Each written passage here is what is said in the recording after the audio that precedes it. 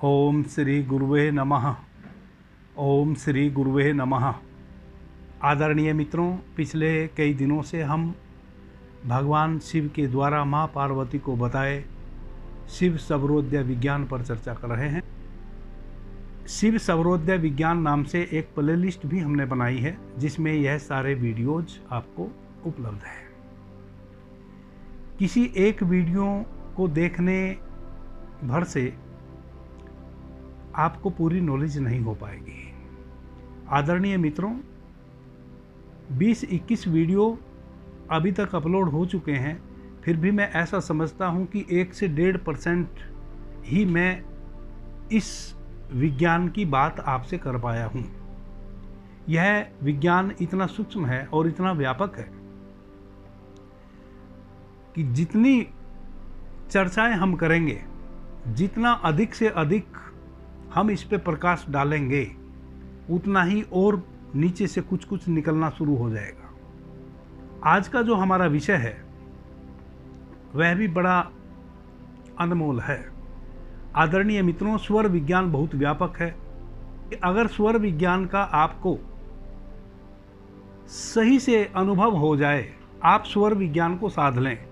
अब यह जो साधना शब्द का मैं उपयोग करता हूं, इससे कई मित्र कंफ्यूज हो जाते हैं कि भाई यह कोई साधना करनी पड़ेगी हमें।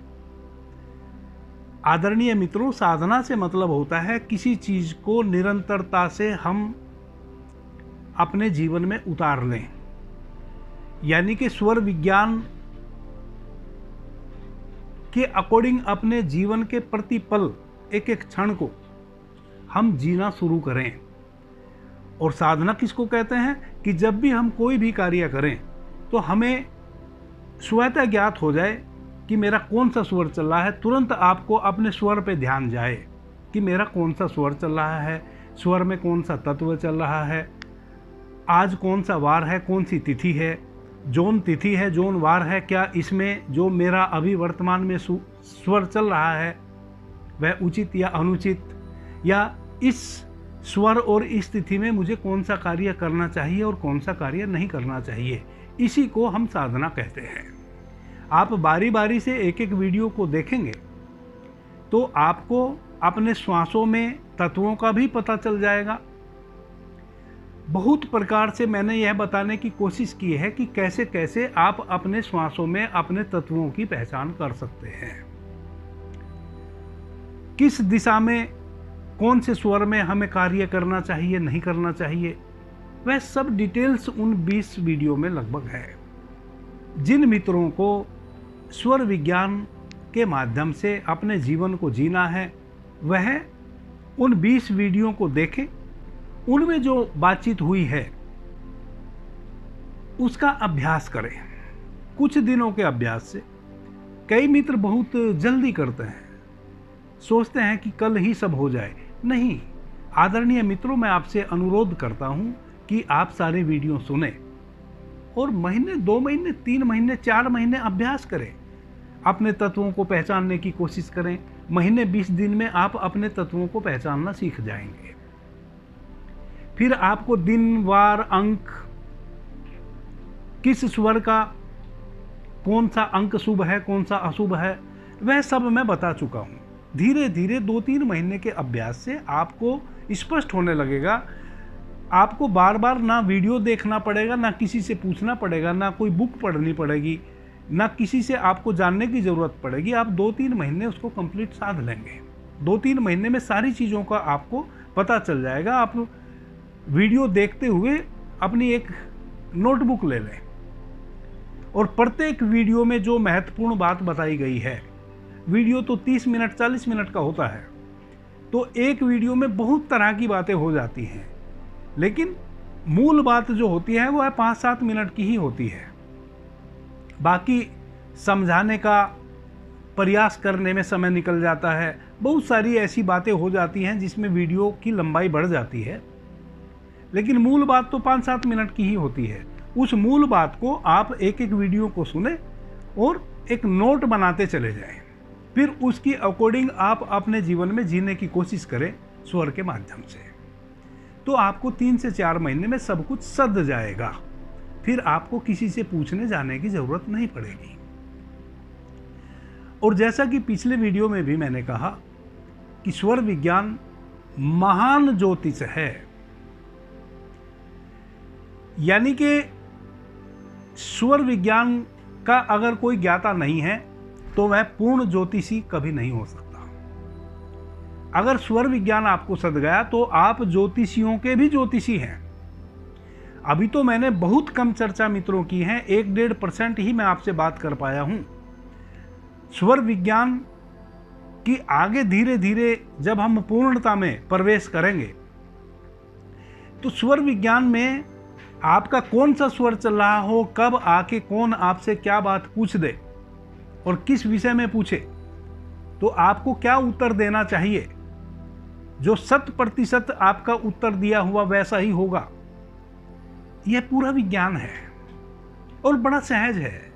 यह बहुत सहज विज्ञान है, यह बिल्कुल भी जटिल नहीं है, बहुत सहज है।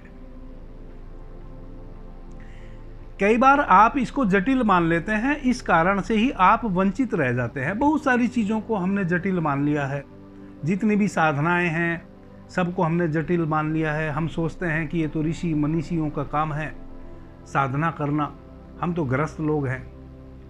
आदरणीय मित्रों, हमारे जितने भी वेदों के ऋषि हैं सब तो गृहस्थ ही थे, लगभग सब गृहस्थ थे। कहते हैं ना, हम जब अपने भारतवर्ष में हम बात करते हैं सनातनी लोग, तो हम क्या कहते हैं? हम कहते हैं कि हम ऋषि मुनियों की संतान हैं। तो हम ऋषि मुनियों की संतान स्वयं को क्यों कहते हैं? क्योंकि हमारे जो वेद के ऋषि हैं वे सब गृहस्थ थे, सब गृहस्थ थे। सबके उन्हीं के द्वारा हम आज इस अस्तित्व में हैं, तो उसी श्रृंखला की कड़ी हैं हम। तो कभी भी ऐसा ना सोचे कि ये ऋषियों मुनीषियों का काम है। प्रत्येक मनुष्य इस प्रकृति में वैसे ही गुथा हुआ है जैसे हमारे पूर्व के ऋषि मुनि गुथे हुए थे। वैसे ही साधारण से साधारण मनुष्य भी है, वह भी असाधारण। उसमें भी वह सारी शक्तियां छिपी हुई हैं जो हमारे वेद के ऋषियों में छिपी हुई थी। उन्होंने अपनी शक्तियों को उघाड़ा, जिया और बांटा। हम अपनी शक्तियों की पहचान नहीं कर पा रहे हैं, ना स्वयं जी पा रहे हैं, ना दूसरों के लिए पथ प्रदर्शक बन पा रहे हैं। तो यह जो स्वर विज्ञान है यह प्रत्येक व्यक्ति के लिए है। आदरणीय मित्रों, मैं 100% एक बात कह देना चाह रहा हूं, दुख और सुख सबके जीवन में आते हैं। मैं भी एक साधारण व्यक्ति हूं, बस मेरी जिज्ञासाएं थी कुछ चीज़ों को जानने की, इसलिए मैं सन्यासी बन गया। और सन्यास लेने के पश्चात मैंने उन चीज़ों को जानने की कोशिश की। और कुछ ऐसी चीज़ें हैं जो हम सन्यास लेने के पश्चात ही उनको जान पाते हैं। सन्यास का मतलब होता है एक संकल्प। हम एक संकल्प ले लेते हैं कि मेरा यह संकल्प है, मैं अपने जीवन को इस प्रकार से जीऊंगा, कुछ भी हो जाए इसी प्रकार से जीऊंगा। यही तो सन्यास है। तो सन्यास का मतलब संकल्प। तो मैंने भी कुछ संकल्प लिए, उन संकल्पों के आधार पे ही आज थोड़ा सा जो भी मैं जानता हूं वह आपसे मैं बातें कर रहा हूं। तो साधारण से साधारण व्यक्ति जो अपने को कोई समझ रहा है वह भी असाधारण है। परमात्मा के हस्ताक्षर प्रत्येक व्यक्ति पे हैं, सब उसी की कृति है, सबको उसी प्रभु ने बनाया है, सब पे उसके हस्ताक्षर हैं, उसका ठप्पा है। और परमात्मा कभी भी भेद नहीं करता, परमात्मा कभी भी भेद नहीं करता। यह जो हमारा गोरा होना, काला होना, लंबा होना, ऊंचा होना, नीचा होना, यह सब तो प्रकृति पे निर्भर है। हम किस प्रकृति में कहाँ पैदा हुए हैं उस सब पे निर्भर करता है। परमात्मा का सौंदर्य अगर किन्हीं को देखना है तो किसी की आंखों में देखें, किसी के चेहरे पे नहीं देखें, किसी के चिक ना देखें। प्रत्येक व्यक्ति की आंखों में आप देखो, वही परमात्मा आपको झांकता हुआ मिलेगा। बाकी और कोई सौंदर्य का मूल्य नहीं है।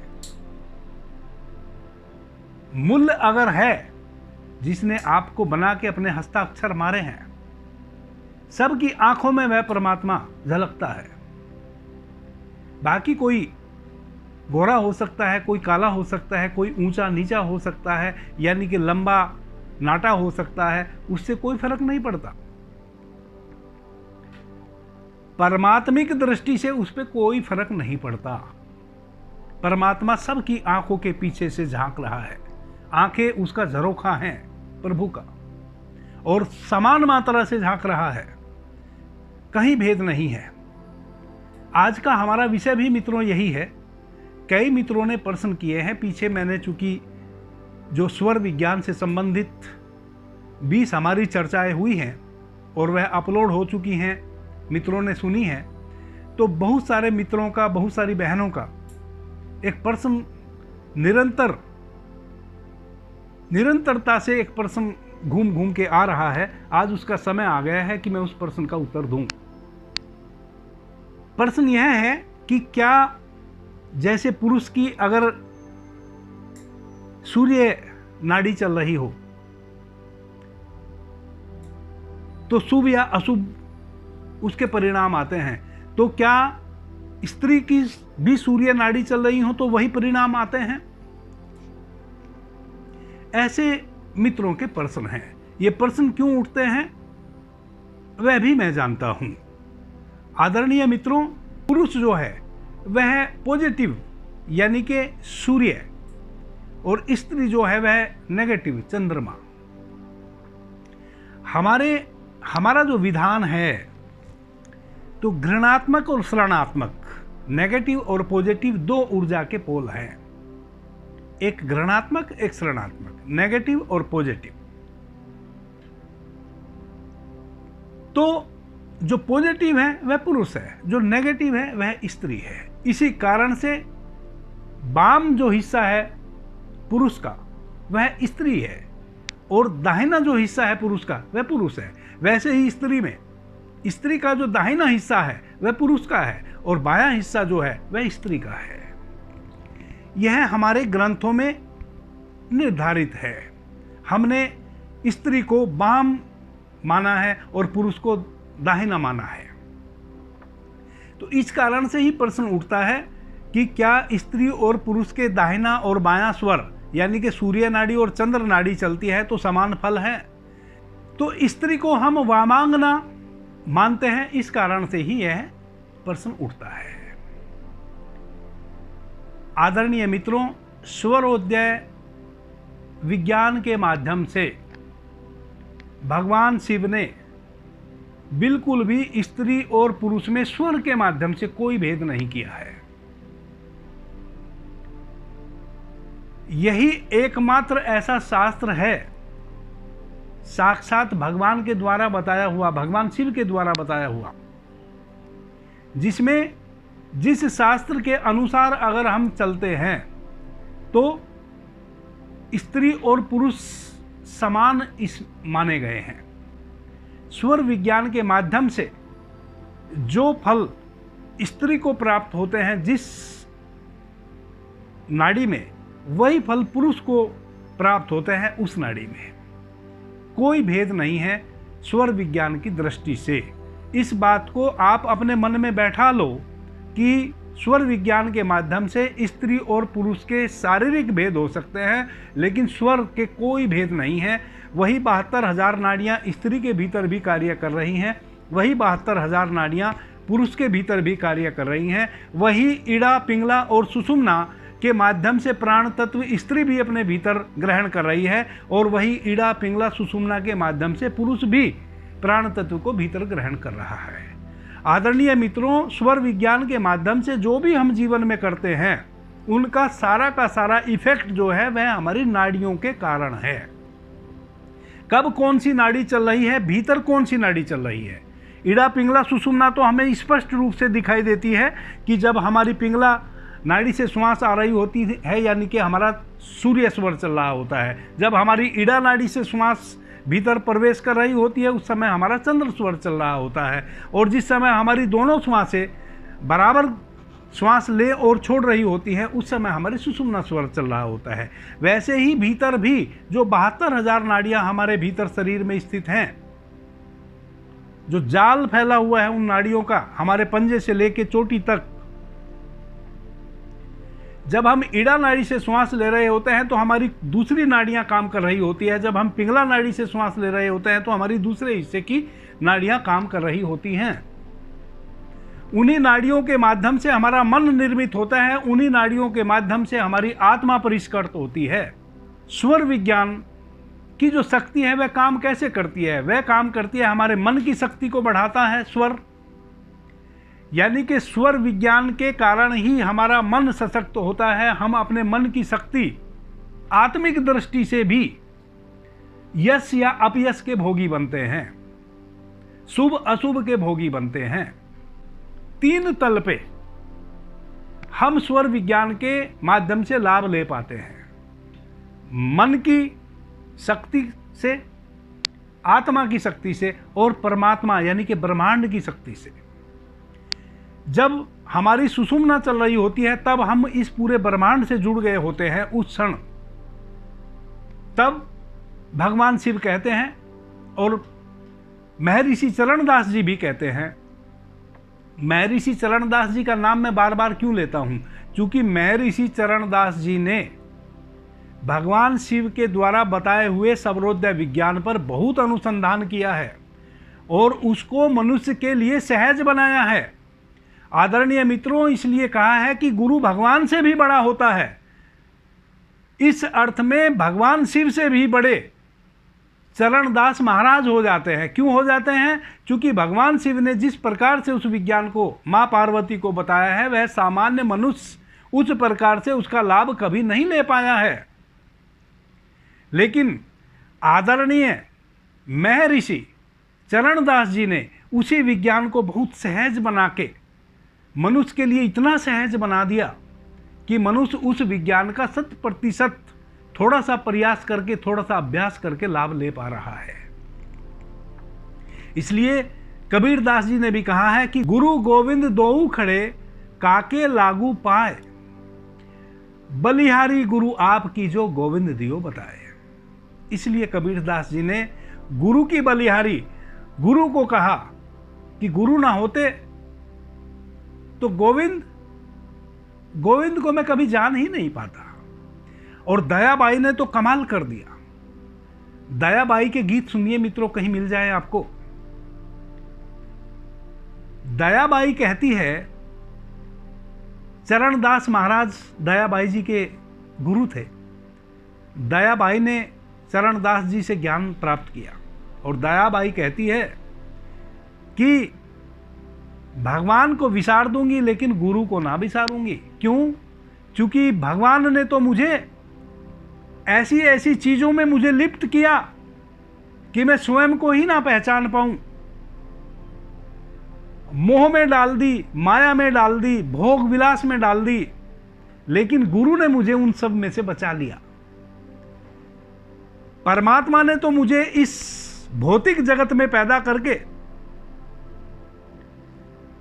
मोह माया ममता भोग विलास में डाल दिया, कामनी कंचन में डाल दिया, लेकिन मेरे गुरु ने मुझे अच्छा बचाया। मेरे गुरु ने उन सब झंझटों से मुझे बचाया और गुरु की कृपा से मैं आत्मोन्मुखी हुई। इसलिए मैं भगवान को विसार दूंगी, भूल जाऊंगी, लेकिन गुरु को ना विसारूंगी। चरणदास जी कहते हैं कि स्त्री और पुरुष में कोई भेद नहीं है स्वर की दृष्टि से, क्योंकि 72,000 नाड़ियां वैसे ही कार्य करती हैं पुरुष के भीतर भी और स्त्री के भीतर भी। सौरोदय विज्ञान, स्वर विज्ञान कहता है, स्वर विज्ञान के जो ज्ञाता हैं जैसे आदरणीय महर्षि चरणदास जी, तो जब स्वर विज्ञान की हम बात करेंगे और स्वर विज्ञान को हम समझने की कोशिश करेंगे तो एक बात तो हमें समझनी होगी, वह क्या है कि इड़ा, पिंगला और सुषुम्ना यह 3 हमारी मुख्य नाड़ियां हैं। सूर्य नाड़ी पुरुष का द्योतक है और चंद्र नाड़ी स्त्री का द्योतक है। यह स्वर शास्त्रियों ने भी माना है। क्यों माना है? क्योंकि स्त्री जो है, स्त्रीण ऊर्जा जो है, हमारी जो चंद्र नाड़ी है, चंद्र नाड़ी में हमें कौन से कार्य करने चाहिए? स्थिर कार्य करने चाहिए। चंद्र नाड़ी में हमें कौन से कार्य करने चाहिए? स्थिर, जो बहुत लंबे समय तक टिकने वाले कार्य हों वैसे कार्य, जो सौम्य कार्य हों वैसे कार्य, जैसे नया घर बनाना, मंदिर बनाना, देवालय बनाना, खेत में बीज का बोना, कोई नया पौधा लगाना, अलंकार खरीदना, गहने खरीदना, वस्त्र खरीदना, कुछ भी ऐसा खरीदना जिसको हम लंबे समय तक अपने साथ बनाए रख सकते हैं। किसी भी प्रकार की विद्या प्राप्त करना, चाहे वह एजुकेशन हो हमारी, चाहे वह संगीत कला हो, नृत्य कला हो, गायन की कला हो, या वेद पाठ हो, वैदिक ज्ञान प्राप्त करना हो, कोई भी स्थिर कार्य करना हो और सौम्य हो, स्थिर भी हो और सौम्य भी हो, वैसे सारे कार्य हम अपने चंद्र स्वर में करते हैं। और चंद्र स्वर में भी जब हमारा पृथ्वी तत्व और जल तत्व चल रहा हो तब करते हैं, तो हमें 100% उनमें सफलता मिलती है। क्यों? चूंकि स्त्रीण है, चूंकि यह स्त्रीण ऊर्जा है। और कभी भी मैंने पीछे भी मित्रों बहुत चर्चाएं इस संबंध में की है। स्त्री जो शक्ति है, मातृ शक्ति जो है, वह स्थायित्व है, उसमें स्थायित्व है। पुरुष में स्थायित्व नहीं है, स्त्री में स्थायित्व है। आप देखो, एक स्त्री जब तक वह कुंवारी है, कन्या है, तब तक वह अपने परिवार वालों का भला चाहती रहती है, अपनी माँ का, अपने पिता का, अपने भाई का, अपनी बहनों का, अपने रिश्तेदारों का, उनके लिए जीती है। और उसके 100% यह प्रयास रहते हैं कि कैसे वह अपने भाई बहनों, माता पिता का सम्मान बढ़ाए। उस बेटी के कारण उसके पिता, उसके माता, उसके भाई बहन सबका सिर तना रहे। और उसको हमने लक्ष्मी का रूप माना है। वह हमेशा अपने घर में, अपने परिवार में उसको बढ़ते हुए देखना चाहती है। बढ़ते हुए देखने की जो उसकी कामना है, वही उसका लक्ष्मी रूप है।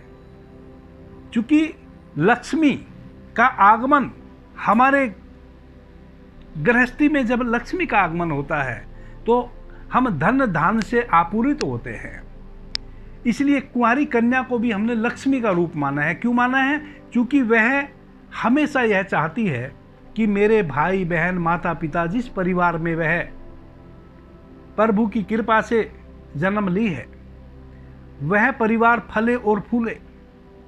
फिर उसकी शादी हो जाती है, वह गृहस्थी में प्रवेश कर जाती है, एक नई गृहस्थी उसकी बनती है, उसके जीवन में चेंजिंग आ जाती है। क्या चेंजिंग आ जाती है? फिर उसका एक पति होता है, उसकी ननंद, जिठानी, देवरानी, उसके सास और ससुर, और बहुत नया एक परिवार बहुत बड़ा उसको मिल जाता है। फिर वह उस नए परिवार के लिए सोचना शुरू करती है। और अस्थायित्व वाले सारे कार्य, जितने भी कार्य एक स्त्री सोचती है, वह सारे कार्य अस्थायित्व वाले होते हैं। इसलिए स्त्री और पुरुष के बीच में झगड़ा क्यों होता है? पति और पत्नी के बीच में झगड़ा क्यों होता है? क्योंकि पत्नी जो है, स्त्री जो है, वह स्थिर कार्यों में रुचि लेती है। पुरुष उसके विपरीत, वह चर कार्यों में रस लेता है। चर कार्य जो सूर्य नाड़ी चलती है तब हम करते हैं।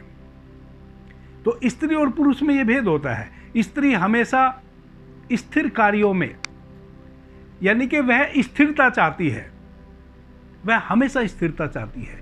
स्त्री एक पति को ही परमेश्वर मान लेती है, उसके जीवन में एक पति आ गया, उसने उसको परमेश्वर मान लिया, स्थिर हो गई, यानी कि उसके जीवन में स्थायित्व आ गया, एक खंबा, एक स्तंभ, वह अपने को उस स्तंभ से बांध लेती है कि अब यही मेरा सब कुछ है। लेकिन पुरुष वैसा नहीं होता है। पुरुष तो चलता फिरता कहीं ना कहीं अपनी नजरें घुमा ही लेगा, स्त्री कभी ऐसा नहीं करेगी। स्त्री एक खंबे से बंध जाती है, कोई बांधता नहीं उसको, वह स्वयं ही बंध जाती है, क्योंकि वह उसका चरित्र है, वह उसकी नियति है, वह उसका स्वभाव है, वह स्थिर चीजों में विश्वास रखती है, भरोसा रखती है। इसलिए हमारी चंद्र नाड़ी में जो भी हम स्थिर कार्य करते हैं वह शुभ माने गए हैं, उनमें हमें सफलता मिलती है। यह स्त्री का प्रतीक इस कारण से भी है।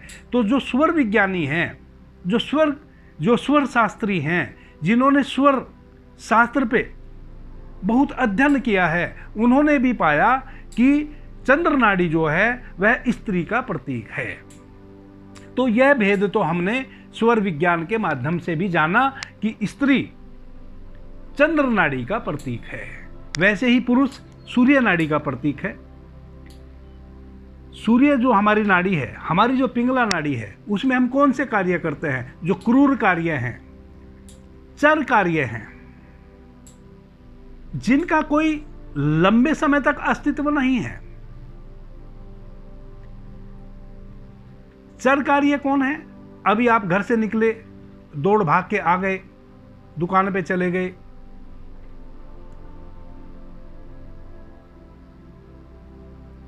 आपने देखा इस पूरी दुनिया में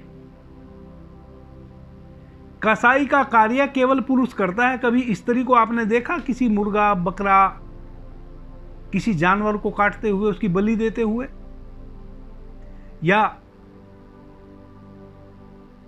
उसके मांस को क्रिया विक्रिया करते हुए? यह हमेशा पुरुष करता है, स्त्री कभी नहीं करती। यह सब क्रूर कार्य है और चर है, चर और क्रूर कार्य है। यह कभी स्त्री कर ही नहीं सकती, यह केवल और केवल पुरुष कर सकता है। पुरुष के जीवन में कभी भी अस्थायित्व नहीं होता है। पुरुष चंचल होता है, निरंतर चलायमान होता है, वह स्थिर हो ही नहीं सकता।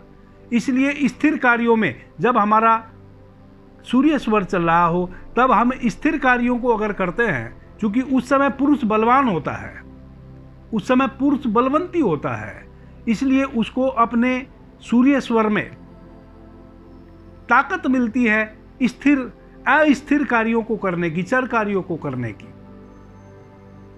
किसी से लड़ना हो, झगड़ना हो, तीर तलवार चलानी हो, किसी के साथ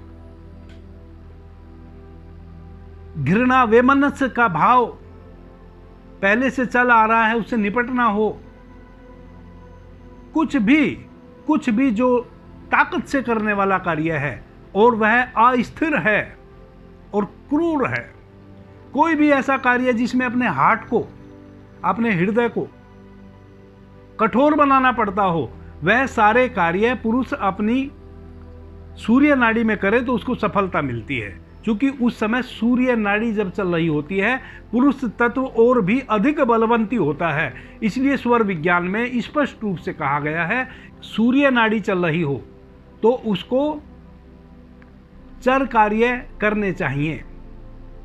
जैसे और भी बहुत सारे कार्य हैं, चर कार्य आप समझ लें, उसमें लाखों कार्य आ सकते हैं चर कार्य में। वह आपको अब समझना है कि कौन कौन से कार्य चर कार्य का मतलब है अस्थाई, जो बहुत लंबे समय तक टिकने वाले नहीं हैं। अभी आप किसी को गाली दे आए, किसी पे गुस्सा कराए, किसी को झापट लगा आए, बस वो काम खत्म हुआ। किसी की गर्दन काट दी, किसी की हत्या कर दी, किसी की चोरी कर ली, तो वह सब अस्थायी कार्य हैं। कोई मंत्र तंत्र, ऐसे मंत्र को सीखना जो मारण मंत्र है, जिस मंत्र के को सिद्ध करने के पश्चात किसी का नुकसान किया जा सकता हो, किसी के प्रति घृणा पैदा की जा सकती हो, किसी का नुकसान किया जा सकता हो, किसी को दर्द दिया जा सकता हो, वैसे सारे कार्य क्रूर कार्य में गिने जाते हैं। तो यह सब जब हमारा सूर्य स्वर चल रहा होता है तब करने के होते हैं। चंद्र स्वर जब चल रहा होता है तब स्थिर कार्य करने के होते हैं, चूंकि इसलिए नारी को, स्त्री को चंद्र का प्रतीक माना गया है। आपने देखा होगा मित्रों, जिन महिलाओं को, जिन स्त्रियों को शुक्ल पक्ष की प्रतिपदा से लेके और पूर्णिमा तक महावरी होती है, वह स्वस्थ मानी गई है, और जिनको कृष्ण पक्ष की प्रतिपदा से लेके अमावस्या तक किसी भी दिन अगर महावरी हो जाए तो उन स्त्रियों को तुरंत अपनी जांच करा के चिकित्सा करा लेनी चाहिए। उनके भीतर कोई बहुत खतरनाक, उनके गर्भाशय से संबंधित बहुत खतरनाक कोई रोग पल रहा है। बिल्कुल भी विलंब नहीं करना चाहिए। अगर कृष्ण पक्ष की प्रतिपदा पहले दिन से लेके और अमावस्या के दिन तक महावरी होती है, मेंस होता है, जिसको देहाती भाषा में महीना भी कहती हैं माताएं बहनें, इन दिनों में अगर मेंस होता है, महावरी होती है, तो तुरंत किसी सुयोग चिकित्सक से चिकित्सा करा लेनी चाहिए। बहुत घातक रोग भीतर उत्पन्न हो रहा है। वैसे ही अगर शुक्ल पक्ष की प्रतिपदा से लेकर और पूर्णिमा तक मेंस होता है तो वह शुभ है। अब शुक्ल पक्ष की प्रतिपदा के दिन अगर मेंस है, या द्वितीया, तृतीया, चतुर्थी, पंचमी, षष्ठी, सप्तमी, अष्टमी तक अगर मेंस हुआ है तो वह उतना शुभ नहीं है। कहीं ना कहीं प्रॉब्लम है, कोई लिकोरिया वगैरह की बीमारी है भीतर। लेकिन अगर एकादशी, द्वादशी, त्रयोदशी और चौदस और पूर्णिमा के दिन अगर मेंस होता है, जैसे जैसे चांद बड़ा होता है, बढ़ता है, जब चांद लगभग आधे से अधिक बढ़ जाए तब अगर मेंस होता है तो वह स्त्री पूर्ण रूप से स्वस्थ है, उसको कोई बीमारी नहीं है। क्योंकि स्त्री चंद्रमा का प्रतीक है, चांद से उसके जीवन में बहुत कुछ घटता और बढ़ता रहता है, उसको भले पता ना हो। आदरणीय मित्रों, मन की दृष्टि से, आत्मिक दृष्टि से स्त्री और पुरुष में कोई भेद नहीं होता। स्वर की दृष्टि से भी स्त्री और पुरुष में कोई भेद नहीं होता। ना आत्मिक दृष्टि से कोई भेद होता है स्त्री और पुरुष में, और ना स्वर की दृष्टि से कोई भेद होता है स्त्री और पुरुष में। हाँ, कुछ बहुत सूक्ष्म भेद हैं जिन पे मैं कल चर्चा करने वाला हूँ, कल परसों में 1-2 दिन में चर्चा करूँगा। वह बड़े सूक्ष्म भेद है। वह भेद क्या है कि कब स्त्री की कौन सी नासिका चल रही हो और पुरुष की कौन सी नासिका चल रही हो, तब अगर स्त्री और पुरुष संतान उत्पत्ति के लिए मिले तो कैसी संतान किस अवस्था में जन्म लेगी, उस विज्ञान को मैं बड़ी सूक्ष्मता से 2-4 दिन में बताने वाला हूं। आप अपनी मनचाही संतान प्राप्त कर सकते हैं। एक स्त्री और पुरुष अगर स्वर विज्ञान को साध ले और जो मैं आगे बताने वाला हूं उस पर थोड़ा सा भी ध्यान दे ले, तो एक स्त्री और पुरुष कैसा बालक अपने जीवन में चाहते हैं, कैसी बालिका अपने जीवन में चाहते हैं, कैसे बालक और बालिका को जन्म देना चाहते हैं, किस प्रकार की संतान अपने लिए वह चाहते हैं, मन चाही संतान प्राप्त कर सकते हैं। आदरणीय मित्रों, अभी जब तक हम स्वर विज्ञान को नहीं जानते हैं, हम स्वयं भी एक्सीडेंटल ही इस पृथ्वी पे आए हैं। हमारे माता पिता भी कोई स्वर विज्ञानी नहीं थे, और हमारे द्वारा जो संतान उत्पत्ति हो रही है वह भी सब एक्सीडेंटल हो रही है। किसी भी स्त्री पुरुष को यह नहीं पता है कि आज मैं कंसीव कर गई। उसको तब पता चलता है जब उसको नेक्स्ट मंथ महावरी नहीं होती है। तब उसको लगता है स्त्री को कि शायद मैं कंसीव कर गई। उसको पता ही नहीं चलता। अब अगर 1 महीने बाद किसी स्त्री को यह पता चल रहा है कि मैं कंसीव कर गई, मैं गर्भवती हो गई, तो इसको एक्सीडेंट ना कहेंगे तो और क्या कहेंगे? सेम समय, सेम डे पता चलना चाहिए कि मैं कंसीव कर गई, और उसका विज्ञान है। उस विज्ञान पे भी मैं चर्चा आगे करने वाला हूं। अभी के लिए इतना ही। आपने मुझे ध्यान से, प्रेम से सुना, उससे मैं बहुत अनुग्रहित हूं। सभी मित्रों को मेरा प्रणाम, धन्यवाद। हर हर महादेव।